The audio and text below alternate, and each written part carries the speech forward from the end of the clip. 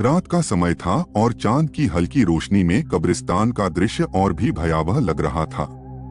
चारों ओर सन्नाटा पसरा हुआ था, केवल हवा की हल्की सिसकियों की आवाज सुनाई दे रही थी।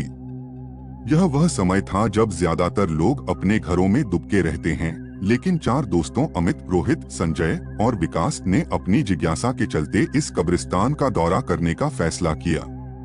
अमित ने कहा, क्यों न हम इस पुरानी कहानी की सच्चाई का पता लगाएं।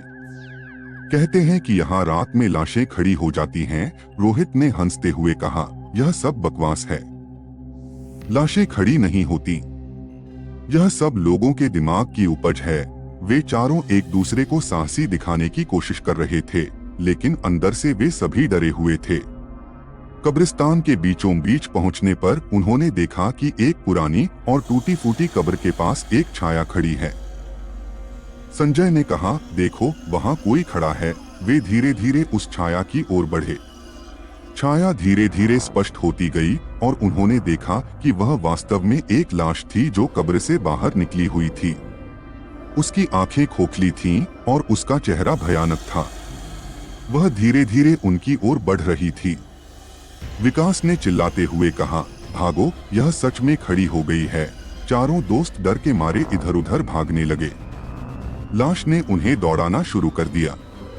वे भागते भागते कब्रिस्तान के कोने में पहुंच गए, जहां और भी पुरानी कब्रें थीं। वहां एक और लाश खड़ी थी और धीरे धीरे और भी लाशें कब्रों से निकलने लगी।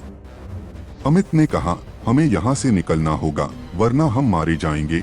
उन्होंने तेजी से कब्रिस्तान के बाहर निकलने का रास्ता ढूंढना शुरू किया। लाशें उनकी ओर बढ़ रही थीं, लेकिन वे भाग्यशाली थे कि वे कब्रिस्तान के गेट तक पहुंच गए और तेजी से बाहर निकल गए। कब्रिस्तान के बाहर आकर वे सब एक दूसरे को देखकर हांफ रहे थे। रोहित ने कांपती आवाज में कहा, मैंने कभी नहीं सोचा था कि यह सच हो सकता है।